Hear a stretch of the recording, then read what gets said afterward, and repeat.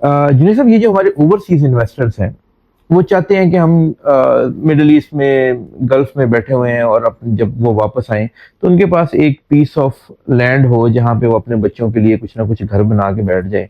तो वो चाहते हैं पाकिस्तान में इन्वेस्ट करें। तो जिस तरह हमने डिस्कस किया कि ये लोकेशन अच्छी है, पेमेंट प्लान बड़ा फ्लेक्सिबल है और फ्यूचरिस्टिक है। तो कोई ऐसी चीज मुझे बताइए जिससे हमारा जो ओवरसीज इन्वेस्टर है उसका एक कॉन्फिडेंस आए और वो ग्रीन फार्म में इन्वेस्ट करे। देखें, मैंने आपको पहले भी बात, जिस तरह अभी इंश्योरेंस की भी हुई, ओवरसीज को क्या चाहिए? Reliability, deliverance. हम सिर्फ एक, मैं जुबानी आज बात नहीं कर रहा कि हम कर देंगे, हमने 47 साल से किया है। तो एक तो डिलीवरी की हमारी प्रूवन हिस्ट्री मौजूद है कि मुझे आज एक्सप्लेन करने की जरूरत नहीं है कि हम क्या डिलीवरी होगी कि नहीं होगा। ये क्वेश्चन आउट ऑफ, मतलब फैक्टर आउट हो जाता है क्वेश्चन कि यार डिलीवरी अगर लेना तो आंखें बंद करके रफी में ले लो, ये डिलीवर जरूर करेगा। वेरी गुड, ठीक है, ये इस चीज की गारंटी है। ठीक है, दूसरी हमने इंश्योरेंस की जो बात की, वो भी इटसेल्फ एक गारंटी है कि मौजूदा चीज की इंश्योरेंस होती है, उसके अलावा तो चीज इंश्योर्ड ही नहीं होती। तो उनको आंखें बंद करके इन्वेस्ट करना चाहिए पाकिस्तान के अंदर और रफी ग्रुप के अंदर करना चाहिए। और अगर हमारा कोई ओवरसीज ग्रीन फार्म्स में कोई इन्वेस्टमेंट करना चाहे, प्लॉट कमर्शियल हो या रेजिडेंशियल लेना चाहे, तो उसका पेमेंट मैकेनिज्म क्या होगा? कि वो ऑनलाइन वायर कर सकता है कि अपने अकाउंट से डायरेक्टली ट्रांसफर कर दे?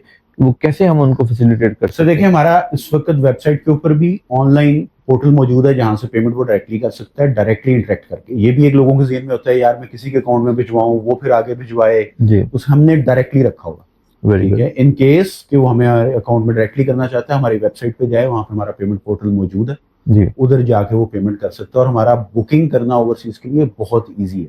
हमारे को डॉक्यूमेंटेशन का भी सिनेरियोस जो बेसिक होता है वही होता है जो लोकल का होता है, और उसको फिर ये अगला आ जाता है कि डॉक्यूमेंट रिसीव करना, तो वो भी कंपनी डायरेक्टली डील करती है, डायरेक्टली पोस्ट कर देती है document once booking has been completed. Okay, जब हम कहते हैं कि डॉक्यूमेंट्स पोस्ट कर देती है, तो क्या पॉसिबल है कि एक बंदा ऑस्ट्रिया में बैठा हो तो क्या हम यहाँ से उसको डॉक्यूमेंट्स? देखें, ये उसके रजामंदी के ऊपर है। वो मुझे अगर कहता है कि डॉक्यूमेंट मुझे उधर पोस्ट करवा दें जी, तो वाया कोरियर सर्विस हम उधर कर सकते हैं। या वो ये कहते हैं यार मेरा आप ये संभाल लें, मैं पाकिस्तान आऊंगा तो रिसीव कर दूंगा, तो वो चीज भी मौजूद है कि हमारे रिकॉर्ड में चली जाती है। वंस जब ऑनर खुद आता है तो हम उसको रिसीव करवा दें। जिस तरह हमारे कुछ और डेवलपर्स हैं जिनके ओवरसीज रिप्रेजेंटेटिव ऑफिसेज हैं, क्या रफी ग्रुप का भी कोई ओवरसीज में किसी भी जगह पे, यूएस में, ऑस्ट्रेलिया में, यूके में? We are potentially expanding to Dubai, right.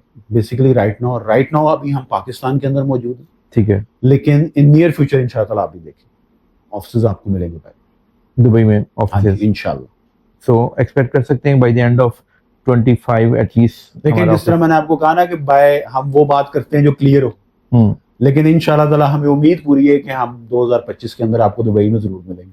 Very good, ये तो बहुत अच्छा है। हमारे ऑडियंस में जो जीसीसी के कस्टमर्स हैं तो उनका ट्रस्ट लेवल भी बहुत बढ़ जाएगा और उनके लिए ऑफिस विजिट करना, ट्रांजैक्शन को डिस्कस करना, मैच्योर करना बड़ा आसान हो जाएगा। हाँ जी, ऐसे ही।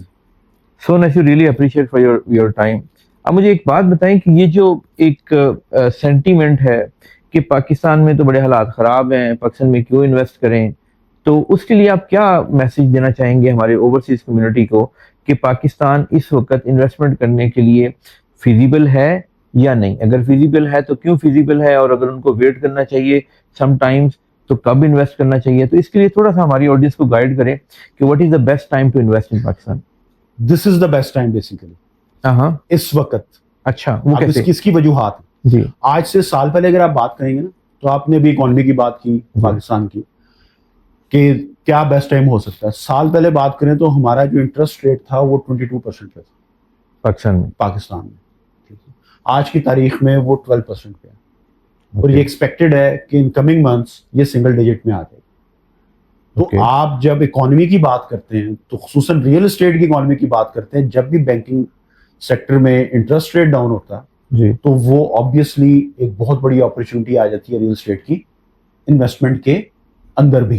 थोड़ा एक्सप्लेन कर, मुझे समझ नहीं आई कि अगर बैंक से आप बोरोइंग करते हैं तो वो 22% से 12% पे बोरोइंग। नहीं, मैं इसको तो मैं तो प्लॉट लेने जा रहा हूँ, तो मुझे बैंकिंग के इंटरेस्ट रेट से क्या फर्क पड़ेगा? इसकी कॉनोटेशन डिफरेंट है। इंटरेस्ट हमने लेना नहीं है। एक बंदा है आज की तारीख में, उसके पास अराउंड कोई 10 मिलियन पड़ा हुआ, जी वो ये कहता है कि मैं अगर इन्वेस्ट करता हूँ किसी रियल एस्टेट सेक्टर के अंदर तो उसका ROI क्या है। वो कंपैरिजन में कहता है यार मुझे इन्वेस्ट करना है, इसके अंदर मुझे 4 जगहों से सवाल जवाब करने पड़ेंगे। मैं एक ऐसी जगह पे पैसे रखता हूँ जो कि एक बैंक प्रोवाइड करता है कि जहां पे 1 क्लिक अवे मेरे पैसे बाहर निकलना। ठीक है, उसने 10 मिलियन उधर रखा और अगर 22% उसके ऊपर हुआ सारा सिलसिला तो वो 2.2 मिलियन ईयरली उसको वहां से इनकम आ रही। राइट, तो वो कहते हैं विदाउट हैसल मेरे बैंक में पैसे पड़े रहे, तो ट्रांजैक्शन सर्कल आपका रुक गया ना। ये सिर्फ आपका रियल एस्टेट सेक्टर नहीं इफेक्ट होता है इससे, आपके दूसरे बिजनेसेस भी इफेक्ट होते हैं कि आपका जो है पैसे की मूवमेंट वो रुक गई, बैंक में जाके हॉल्ट हो गई।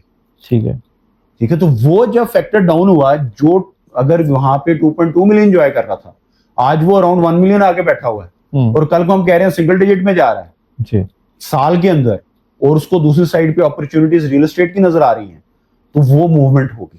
तो अब ये कह रहे हैं कि as long as interest rates are high people are putting their money into the bank account. हाँ जी, और जैसे ही इंटरेस्ट रेट कम होंगे तो वो पैसा जो है इकोनॉमी में वापस आएगा और रियल एस्टेट सेक्टर में आएगा, जिससे इसमें एक बूम नजर आएगा। और मजे की बात, आएगा नहीं, आना शुरू हो चुका हुआ है। Very good. जो भाई ऑब्वियसली ओवरसीज बैठे हुए हैं तो वो जरा मार्केट से दूर बैठे हुए हैं जी।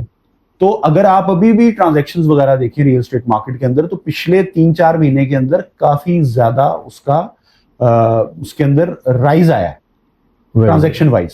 ठीक है, तो इसलिए मैं कह रहा हूं this is the best time. और ये एक बात मेरे ज़हन में रखिएगा, 2025 जो है ये आपको रियल एस्टेट का ईयर नजर आएगा।